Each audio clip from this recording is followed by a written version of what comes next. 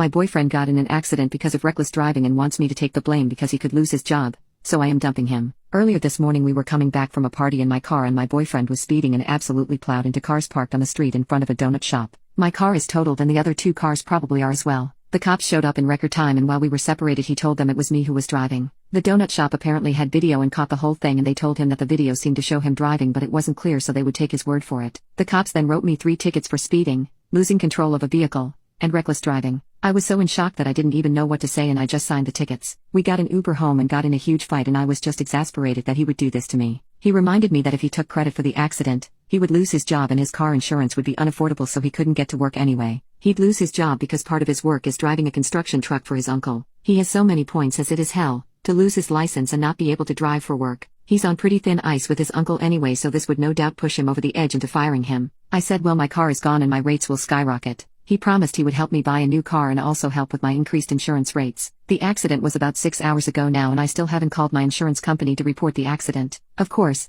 the other 2 people who had cars totaled probably have called, thus my insurance probably already thinks I caused the accident and are looking to destroy my rates going forward. I'm so angry. I have no idea what even to do. I don't want my boyfriend to lose his job but I don't want to be screwed because he was driving like an asshole. I would love any advice. Update. I called my mom and dad, who I really hadn't spoken to since I moved in with boyfriend, and said I was leaving him. I was scared and begged to be picked up. This was about 1:30 a.m. They said they would be over right away. I had locked myself in the bathroom and my boyfriend must have heard me making the call because he started trying to beat the door down and I was terrified. When the door didn't go down easy I could hear him smashing things out in the living room of the apartment and kitchen. I stayed on the phone with my mom while my dad called 911 on his phone. I stayed locked in the bathroom and he occasionally would try to break the door down and again. All this time I was crying and so freaking scared and he was screaming and calling me every name in the book. We have neighbors with kids and I heard the kids wake up and start crying and then I'm pretty sure I heard one of the dads beating on our front door telling boyfriend to shut up. Cops showed up just before my parents and immediately put him in handcuffs and put him on the couch, and started taking statements from me and the neighbors.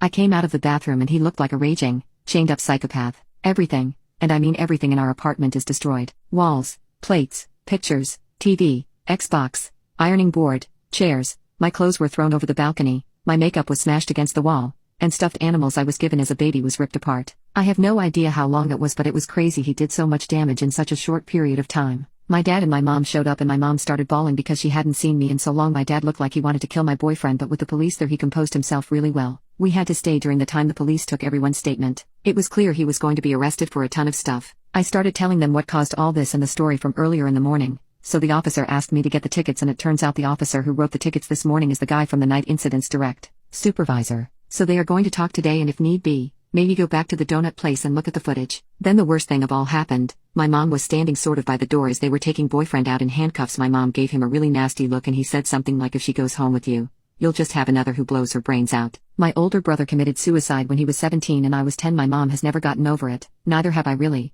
and my mom reached out and slapped him as hard as she possibly could. So then the police had no choice but to arrest her as well. They were nice about it and loosely handcuffed her and took her to one of the squad cars. So I got dressed and tried to pack up and salvage whatever I could while my dad went down to bail out my mom. One of the 3 police stayed in the parking lot in his car just in case any of BF's boys showed up while I got what I could. My mom was in and out pretty quickly and is facing a misdemeanor battery charge which will probably go nowhere. But as you can imagine, while my parents were very happy to get me, they were extremely pissed at what had transpired not only yesterday but the last 6 months or so. I have a very long road ahead to repair the relationship with them. My dad has been mostly silent but he did take me to the family attorney so he could start working on the stuff from the accident. He said it shouldn't be too hard to get me out of the tickets and women, especially, take the fall for husband/boyfriend accidents way more often than you would think. I will probably still have to show up for court but by that time the investigation to show my boyfriend was the one really driving should be concluded and I will be dismissed. However, the thing that really sucks is that my state is a permissive use state, meaning that my insurance has to cover anyone who is driving my car. There is a good chance that my insurance company will fight it out with his company for overall liability and it won't be as bad,